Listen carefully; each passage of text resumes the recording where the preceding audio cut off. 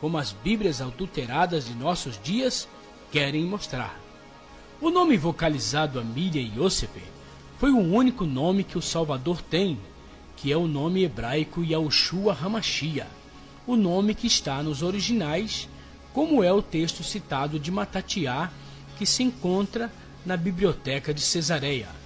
O anjo jamais poderia ter proferido este nome grego, latim, português, Jesus Cristo, a Yosef, porque Yosef era um Yahudim, e até que se prove o contrário, só falava e conhecia a língua hebraica.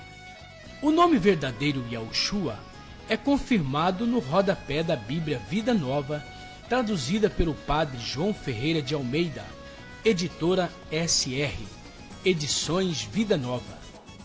No Atlas Enciclopédico Internacional, página 69, também encontramos o nome sagrado. Na Bíblia de tradução do padre Antônio Pereira de Figueiredo, página 1061, a respeito do texto em pauta, encontramos ali o nome sagrado Yahushua. A seguir, nome próprio pode ser traduzido?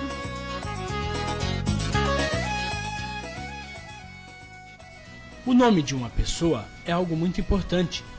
O nome expressa e identifica uma pessoa, sua personalidade, seu caráter. Através do nome, uma pessoa é conhecida, realiza seus negócios e obtém seus documentos. Mas é lícito que o nome de alguém seja mudado?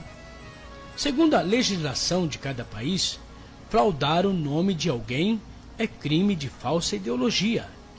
O nome de uma pessoa tem seu valor aonde quer que ela esteja. Nome é mundial. Digamos que alguém se chame Pedro em nosso país e venha viajar, digamos, para os Estados Unidos. Seu nome permanecerá sendo Pedro, mesmo que a pronúncia se tornou Peter. Se você é brasileiro e viaja para o exterior, digamos que para a França, e ao chegar na alfândega francesa, irão pedir seu passaporte, e no seu passaporte estará o único nome que você tem, o nome de sua nacionalidade, não importando qual seja ela. Não é porque você está em outro país que seu nome será mudado. Um exemplo disso tudo encontramos em nosso próprio país, o Brasil, pois quando, digamos, o presidente dos Estados Unidos vem ao nosso país, ele não recebe um nome português só porque se encontra no Brasil. Seu nome continua sendo o nome inglês Bush. Por quê? Porque nome próprio não pode ser traduzido, somente pode ser transliterado. Se de um país para o outro nomes são traduzidos, por que nas manchetes de jornais, rádios, TVs, internet e outros meios de comunicações lemos sempre o nome das pessoas em sua forma original? Por exemplo, o nome hebraico do primeiro-ministro de Israel, o nome Ariel Sharon, continua sendo na mídia brasileira Ariel Sharon. Saddam Hussein é Saddam Hussein. Mike Tyson é Mike Tyson. Nomes podem ser transliterados. Vejamos o exemplo do nome português Maria, que no inglês é Mary e no hebraico é Miriam. Este nome sofreu transliterações em sua forma, permanecendo, porém, com o seu mesmo significado. Ao ser transliterado para outro idioma, nenhum nome pode perder seu real significado. Mudar nomes é crime de falsa ideologia. Observe na capa deste livro que todo o texto foi traduzido, menos o nome do autor, que permaneceu em sua forma original. E por quê? Porque nomes não podem ser traduzidos, e sim transliterados quando assim se desejar. Se nome pode ser traduzido, por que não traduziram também o nome do autor da obra? Por que afinal mudar o nome do Salvador? E quem fez isso? É o que iremos ver a seguir.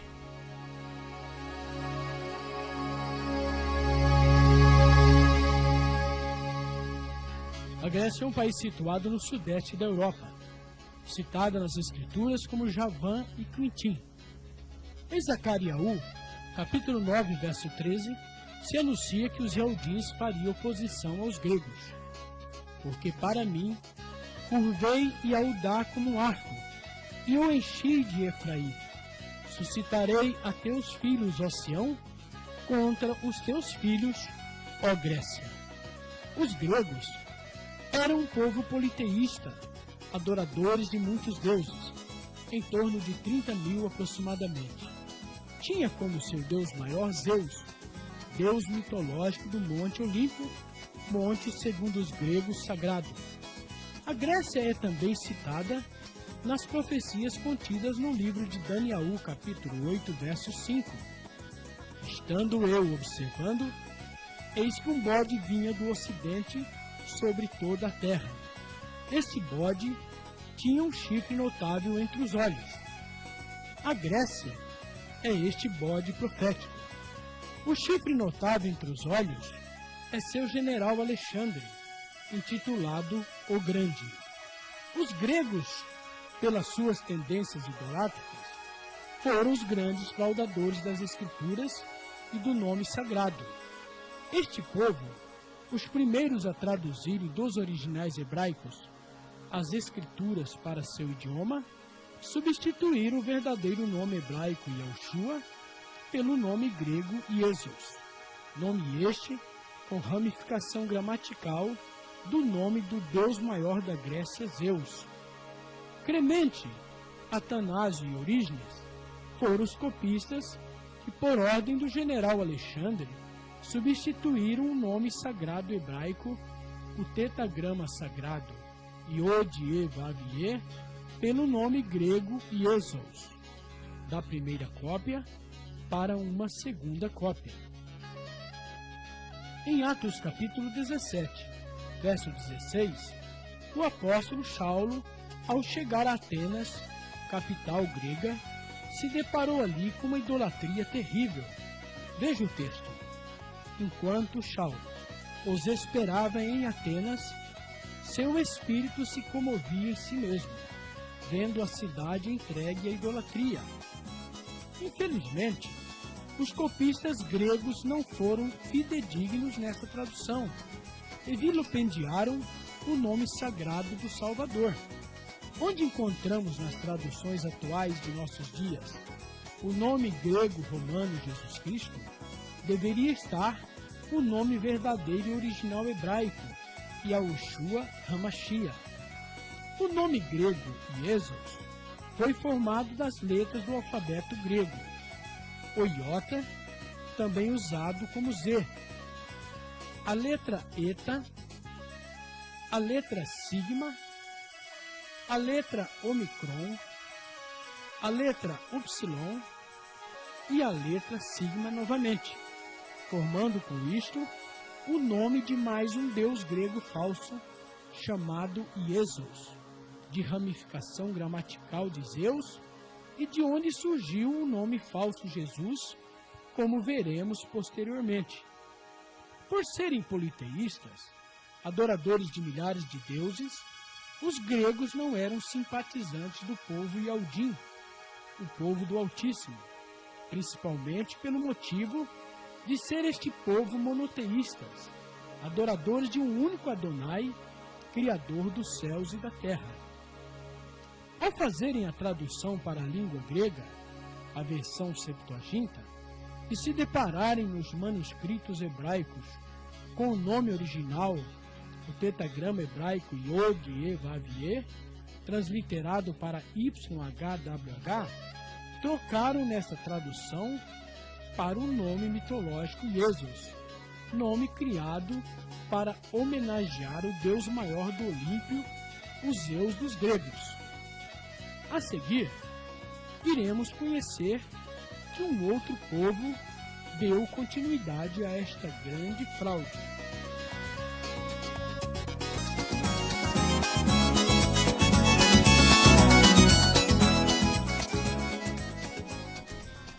Os romanos herdaram quase todas as coisas da cultura e costume dos gregos.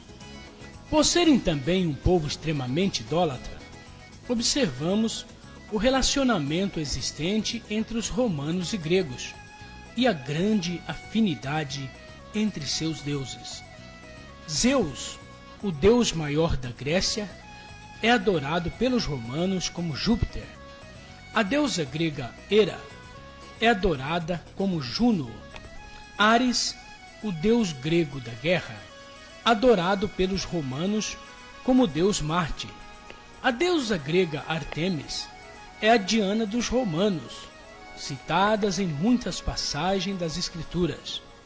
Os deuses dos gregos e romanos estavam por toda parte, nos céus, na terra, no mar e nas profundezas da terra. Nos primeiros 400 anos da era atual, conforme observamos na matéria da revista Super Interessante, de abril de 1996, intitulada Como Proteger o Mito da Verdade, os católicos romanos rezavam suas missas na língua grega até o IV século, usando a tradução grega Septuaginta com o nome adulterado Iesos. Isso explica por que nos primeiros 400 anos a influência dos deuses gregos foram tão constantes nas missas católicas. Durante a vida dos apóstolos, a Igreja permaneceu relativamente pura. Porém, pelo fim do segundo século, a Igreja começou a tomar nova forma. Ao desaparecer a primitiva simplicidade, os primeiros discípulos baixaram ao túmulo. Seus descendentes, junto com os novos adeptos, puseram-se à frente da causa e a remodularam. Para se ter um número de conversos razoáveis, abriram as portas largas do favoritismo espiritual e, como resultado, uma inundação pagã invadiu a Igreja, trazendo seus costumes, práticas e ídolos. Não precisamos forçar a memória para observarmos a performance do resultado catastrófico que tudo isto causou. O Brasil é um exemplo disto. Mais da metade das cidades brasileiras estão consagradas aos ídolos adorados e venerados pelo catolicismo romano. Quando a cidade não é batizada pelo nome dos ídolos, colocam-na debaixo de padroeiros. O nosso país, por exemplo, está debaixo da maldição de um ídolo. O Brasil não tem Senhor. O Brasil não tem Adonai. Tem Senhora.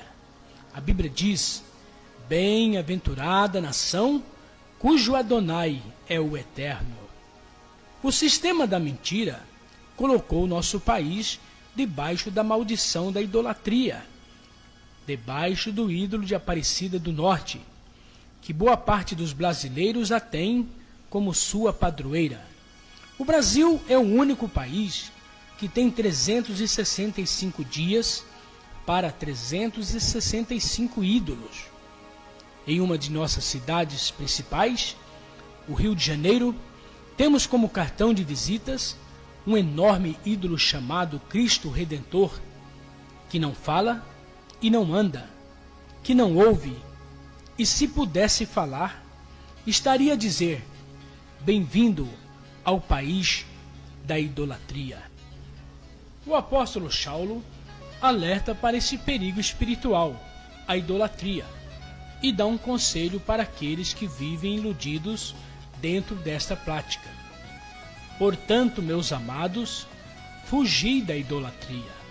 1 Coríntios, capítulo 10, verso 14. No Salmo 115, verso 4, a palavra